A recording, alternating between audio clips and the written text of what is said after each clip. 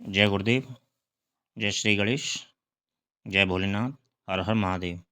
भगवान भोलेनाथ और माता पार्वती की जय। 19वां अध्याय पार्थिव शिवलिंग पूजा आदि और भस्म के प्रकार। लाइक अवश्य कर देना। ऋषि बोले, हे सूत जी, आप चिरकाल तक जीवित रहें। आप धन्य हैं जो आपने शिवलिंग महिमा को हमें भली प्रकार समझाया है। क्यों ना हो, आप शिव के परम भक्त हैं, अतः पार्थिव महेश्वर की जैसी महिमा आपने श्री व्यास जी से सुनी हो वह सब हम लोगों को सुनाइए।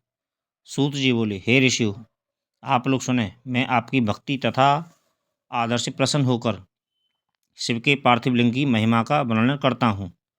हे विप्रो, सब लिंगों में पार्थिव लिंग श्रेष्ठ है, जिनके पूजन से बहुत से लोग सिद्ध हो गए हैं।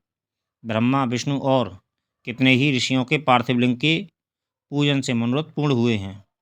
देवता, असुर, मनुष्य, गंधर्व, सर्प, राक्षस तथा और भी बहुत से शिवलिंग की पूजा कर परम सिद्धि को प्राप्त हुए हैं। सतयुग में रत्न का, त्रेता में सुवर्ण का, द्वापर में पारे का और कलयुग में पार्थिव लिंग श्रेष्ठ है। पार्थिव मूर्ति के अनन्य पूजन व तप से भी अधिक फल प्राप्त होता है। जैसे समस्त नदियों में गंगा जी श्रेष्ठ है, ऐसे ही सब लिंगों में पार्थिव लिंग श्रेष्ठ है। जैसे सब मंत्रों में ओंकार ही महान है, ऐसे ही सब लिंगों में पार्थिव श्रेष्ठ है, आराध्य और पूजनीय है। जैसे सब वर्णों में ब्राह्मण श्रेष्ठ है, सब पुरियों में काशी श्रेष्ठता, जैसे सब व्रतों में शिवरात्रि श्रेष्ठ है, और जैसे शक्तियों में शैवी शक्ति श्रेष्ठ परा मानी गई है, वैसे ही सब लिंगों में पार्थिव लिंग श्रेष्ठ है। पार्थिव लिंग की पूजा से बढ़कर किसी अन्य देवता की पूजा तथा स्नान और दानादिक नहीं है। पार्थिव का आराधन पवित्र, पूर्ण रूप और धन तथा आयु को बढ़ाने वाला है। तुष्टि, पुष्टि व लक्ष्मी का देने वाला तथा कार्य का साधन करने वाला है। जो पार्थिव लिंग की शुभ वेदी का पूजन करता है, वह इसी लोक में धनवान और श्रीमान होकर अंत में रुद्रलोक को प्राप्त होता है। जो पार्थिव लिंग बनाकर शिवजी का जीवन पर्यंत पूजन करता है, वह शिवलोक का भागी होता है तथा असंख्य वर्षों तक वहाँ रहकर शिवलोक से लौट भारत खंड का राजा होता है। निष्काम भावना से जो नित्य पार्थिव लिंग का पूजन करता है, उससे सायुज्य मुक्ति प्राप्त होती है। परंतु जो ब्राह्मण होकर भी पार्थिव लिंग की पूजा नहीं करता है, वह अत्यंत दारुण शूल नामक घोर नरक को प्राप्त होता है। लिंग के कई प्रकार हैं, रत्न, स्वर्ण, स्फटिक तथा पार्थिव। पुष्पराग से उत्पन्न किंतु कोई भी लिंग हो, उसे अच्छी तरह बनाकर ही पूजे। 20वां अध्याय पार्थिव पूजन के अनेक प्रकार। श्री सूत जी बोले, अब वैदिक भक्तों के लिए पार्थिव पूजन का वह विधान कहते हैं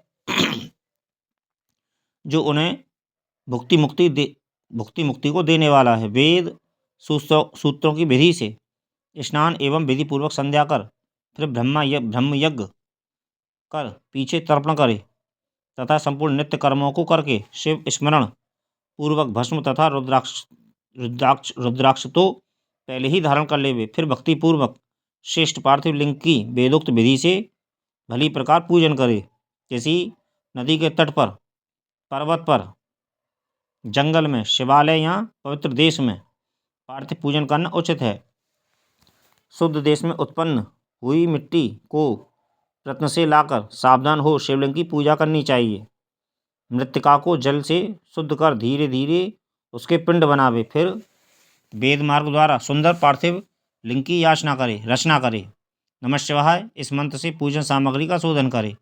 पुनः भूर्सी इस मंत्र से क्षेत्र सिद्ध करे। आयुष्मान से जल का संस्कार करे। नमस्ते रुद्र इस मंत्र से स्तंभित स्फटिक बंद करे। नमः शंभुवाय इस मंत्र से क्षेत्र की शुद्धि करे और नमः पूर्वक पंचामृत से प्रोक्षण करे। नमो नीलग्रीवाय इस मंत्र से लिंग की प्रतिष्ठा करे तथा एत रुद्राय मंत्र से भक्तिपूर्वक तर्मणीय आसन देवे। फिर मनो महंताम इस मंत्र से आवाहन कर याते रुद्र इस मंत्र से उपवेश स्थिर करे। यामिसुम इस मंत्र से शिवजी का न्यास करे। आयुच्छदिति इस मंत्र से प्रेमपूर्वक अधिवास करे तथा असौजी इस मंत्र द्वारा देवता का न्यास करे। और आस्योस बसपर्ती इससे उपसमर्पण करे। फिर नमस्ते नीलग्रीवाय इस मंत्र से मनु द्वारा पादस्नान और रुद्र गायत्री से अर्घ देकर त्र्यंबक मंत्र से आचमन करावे। फिर दधि क्राब्लो इस मंत्र से दधि स्नान और घृतयाव इस मंत्र द्वारा घृत से स्नान करावे तथा पृथिव्याम इस मंत्र द्वारा दूध से स्नान करावे। इस प्रकार वेदोक्त विधि से जो बुद्धिमान शंकर जी का पूजन करता है उसको शिवजी उत्तम फल प्रदान करते हैं। हे ब्राह्मणों, इसकी एक और साधारण विधि भी है। शिव के नामों से ही पार्थिव लिंग की पूजा करें। हे मुनिश्रेष्ठों, जो पूजा सब कामनाओं को पूर्ण करने वाली है उसे सुनिए। हर महेश्वर शंभु, शूलपाणी पिनाकधारी, शिव पशुपति महादेव इस क्रम से मृतिका लाकर उसे मिलावे, साने या शोधन करे। फिर प्रतिष्ठा और आह्वान कर स्नान पूजन और क्षमा कराकर विसर्जन करे। ओम नमः शिवाय को भक्तिपूर्वक जपता हुआ शिवजी का ध्यान नित्य करता रहे। इस प्रकार गुरु के दिए हुए पंचाक्षरी मंत्र को विधिपूर्वक सर्वदा जपे। बुद्धिमान को उचित है कि नाना प्रकार से शतरुद्रीय का पाठ करता रहे। तदंतर हाथ में अक्षत और पुष्प लेकर भक्ति से प्रसन्नचित हो इस प्रकार शंकर भगवान की प्रार्थना करे। हे मृड, आपके गुणों को जानने वाला, आप में चित्त लगाने वाला मैं आपका हूँ। हे कृपा निधान, हे भूतनाथ, ऐसा जानकर मुझ में प्रसन्न होइए। हे शंकर जी, अज्ञान से अथवा ज्ञान से मैंने जो कुछ भी आपका पूजन आदि किया है वह आपकी कृपा से सफल हो। हे गौरीश, मैं तो महापापी हूँ और आप महापवित्र हैं, ऐसा जानकर आपकी जैसी इच्छा हो वैसा करें। वेद पुराण सिद्धांत तथा नाना प्रकार के ऋषियों द्वारा भी आप नहीं जाने गए, फिर हे महादेव तो मैं कैसे जान सकता हूँ? आप जैसे हैं वैसे ही हैं। हे महेश्वर, मैं सर्वभाव से आपका ही हूँ। हे महेश्वर, आप मेरी रक्षा कीजिए, मुझ पर प्रसन्न होइए। इस प्रकार शिवजी के ऊपर हाथ में लिए उन पुष्पों और अक्षतों को चढ़ावे। फिर साष्टांग दंडवत करे। विद्वान पुरुष यथोक्त विधि से प्रदक्षिणा करे। फिर श्रद्धापूर्वक स्तुति द्वारा देवेश का स्तंभन करे। फिर गले से शब्द निकालकर पवित्र हुआ नम्रतापूर्वक प्रणाम करे और सादर पूजन विसर्जन करे। हे मुनि शार्दुल, इस प्रकार सविधि पार्थिव पूजन से भक्त को भुक्ति, मुक्ति और भक्ति प्राप्त होती है। शिवजी का ऐसा भक्त अपनी सब कामनाओं को प्राप्त करता है। इस उत्तम आख्यान से आयु, आरोग्य, यश, स्वर्ग तथा पुत्र पौत्रादि का सुख प्राप्त होता है। 21वां अध्याय शिवलिंग की संख्या। ऋषि बोले, हे महाभाग सूत जी, हे व्यास शिष्य, आपने जो यह भली प्रकार से पार्थिव लिंग का अर्चन कहा है इसके लिए आपको हमारा नमस्कार है। हे दीनवत्सल, अब आप हम पर कृपा कर यह बतलाइए कि शिवजी के पार्थिव लिंग की कुल कितनी संख्या है।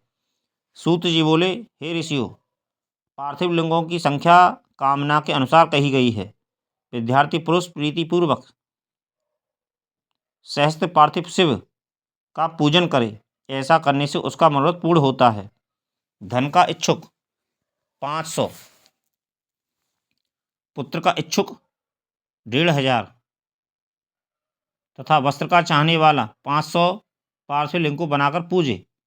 मोक्ष का इच्छुक 1 करोड़, भूमि का इच्छुक 1 सहस्त्र, दया का इच्छुक 3 सहस्त्र, तीर्थ की कामना वाला 2 सहस्त्र तथा इसी प्रकार जिसकी जैसी कामना हो उसके अनुसार वेदोक्त विधि से उतनी उतनी संख्या में पार्थिव लिंग की पूजा करे। पवित्र पार्थिव की पूजा करोड़ों यज्ञ का फल देने वाली है तथा कामार्थी मनुष्य को भक्ति और मुक्ति देने वाली है, परंतु जिसका समय बिना लिंग पूजा के ही व्यतीत होता है वह तो महान द्रवित और दुरात्मा है, और उसकी महान हानि होती है, क्योंकि एक और सावधान और विविध प्रकार के व्रत तथा तीर्थ नियम और यज्ञ हैं, तथा एक और लिंग की पूजा है।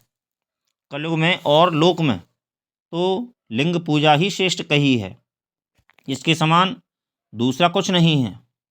यही शास्त्र का नियम है। भक्ति मुक्तिदाता लिंग अनेक आपत्तियों से बचाता है। ऐसे नित्य पूजने वाला शिवजी की सायुज्य मुक्ति को प्राप्त करता है। शिवनाम में लिंग की पूजा मर्सियों तक को नित्य करनी चाहिए। 4 अंगुल ऊंचा सुंदर वेदी से युक्त लिंग को उत्तम कहा गया है। उससे आधा मध्यम और उससे आधा अधम कहा गया है। चारों वेदों और सब शास्त्रों में लिंग की आराधना के समान दूसरा पुण्य नहीं है।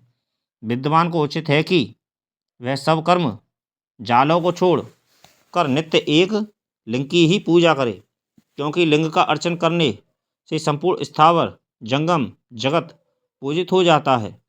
संसार से तरने का इससे सुंदर उपाय दूसरा नहीं है। ब्राह्मण क्षत्रिय वैश्य स्त्री तथा अन्य सभी जातियों को शिवलिंग की पूजा करने का अधिकार है। द्विजों को वैदिक मार्ग से पूजा करनी चाहिए, अन्य मार्ग से नहीं। और दधीची गौतम आदि ब्राह्मणों के साप से दग्ध चित्त वालों एवं उनके वंशजों को जिनकी वैदिक कर्म में श्रद्धा नहीं है, जो वेद स्मृति के कर्म का अनादर कर दूसरे कर्म का आचरण करते हैं, उनके संकल्प नहीं प्राप्त होते। उन्हें चाहिए कि वे उसी स्थान पर जगन्नमयी अष्टमूर्ति का पूजन करें। पृथ्वी जल अग्नि वायु आकाश और सूर्य चंद्रमा और यजमान ये 8 मूर्तियां पूज्य हैं। सर्व भव रुद्र उग्र भीम ईश्वर महादेव पशुपति इनका मूर्ति द्वारा पूजन करें। देवकर्म को रात्रि में सर्वदा उत्तराभिमुख होकर करे। इसी प्रकार पति पवित्रता से युक्त हो उत्तर की ओर मुख करके शिवजी का पूजन करे। शिवजी के आगे पूर्व को ना बैठे और शक्ति सहित दक्षिण को ना बैठे और ना ही पश्चिम को बैठे, किंतु उत्तर को ही बैठे। साथ ही भस्म और रुद्राक्षी माला तथा बिना बेलपत्र के ज्ञानीजन शंकर का पूजन ना करें। शिवजी की पूजा में भस्म ना मिले तो मृत्तिका से ही ललाट पर त्रिपुंड लगा लेवें। 22वां अध्याय शिव नैवेद्य और बिल्वपत्र महात्म वर्णन। ऋषि बोले, हमने पूर्व में सुना है कि शिव नैवेद्य आग्रह है अर्थात ग्रहण करने योग्य नहीं है। अतएव हे मुनि, इसका और बिल्वपत्र के महात्मा का निर्णय कीजिए। सूत जी बोले, हे मुनियों, आप लोग धन्य हैं, क्योंकि आप सभी शिवजी के भक्त हैं। अब सावधान होकर सुनिए। मैं वह सब प्रीति सहित कहूँगा जो कि आप लोगों ने पूछा है। शिवजी का भक्त पवित्र शुद्ध सत्यव्रती और दृढ़ निश्चय वाला होना चाहिए। ऐसा भक्त शिवजी का नैवेद्य भक्षण करने में आग्रह भावना को नहीं करता। शिवजी के नैवेद्य को देखकर तो पाप दूर से ही भाग जाते हैं और उसको भक्षण करने पर तो अनेकों पुण्य प्राप्त होते हैं। शिव नैवेद्य का भक्षण करने से तो हजारों और अरबों यज्ञों से बढ़कर शिव सायुज्य की प्राप्ति होती है। जिसके घर में शिवजी के नैवेद्य का प्रचार होता है उसका सारा घर तो पवित्र है ही, साथ ही वह अन्य घरों को भी पवित्र कर देता है। अतएव शिव नैवेद्य को आया हुआ देखकर प्रसन्नतापूर्वक उसे सिरोधार्य कर शिवजी का स्मरण करता हुआ बड़े प्रयत्न से उसे भक्षण करना योग्य है। शिव नैवेद्य को आग्रह समझकर उसे ग्रहण करने में जो विलंब करता है उस मनुष्य को पाप लगता है, वह बड़ा पापी है और नरक में जाता है। जो शिव नैवेद्य के ग्रहण की इच्छा नहीं करता, शिव दीक्षा से दीक्षित भक्त को शिव नैवेद्य भक्षण करना बड़ा पुण्य बड़ा शुभप्रद है। बड़ा शुभप्रद है। शिव नैवेद्य ग्रहण कर ब्रह्म हत्यारा भी पवित्र हो जाता है। हाँ, जहाँ चांडालों का अधिकार है वहाँ मनुष्य को भक्षण नहीं करना चाहिए, और जहाँ चांडालों का अधिकार नहीं है वहाँ का प्रसाद भक्तिपूर्वक भक्षण करना चाहिए।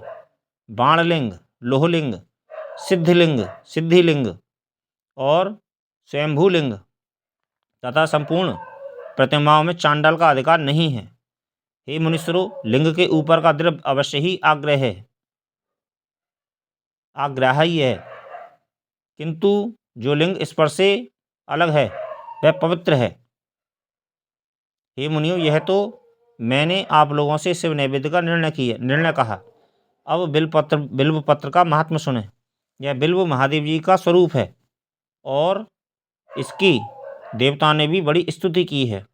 इसकी महिमा कठिनता से जानी जाती है। संसार में जितने भी पवित्र और प्रसिद्ध तीर्थ हैं वे सब बिल्व मूल में ही निवास करते हैं, क्योंकि बिल्व मूल में ही लिंग रूपी अभव्य महादेव का वास रहता है, और जो पुण्यात्मा इसकी पूजा करता है वह निश्चय ही शिव जी को प्राप्त होता है। ऐसे बिल्व मूल में जो शिव जी को जल चढ़ाता है मानो वह सब तीर्थों में स्नान कर चुका है और वह पृथ्वी में पवित्र है।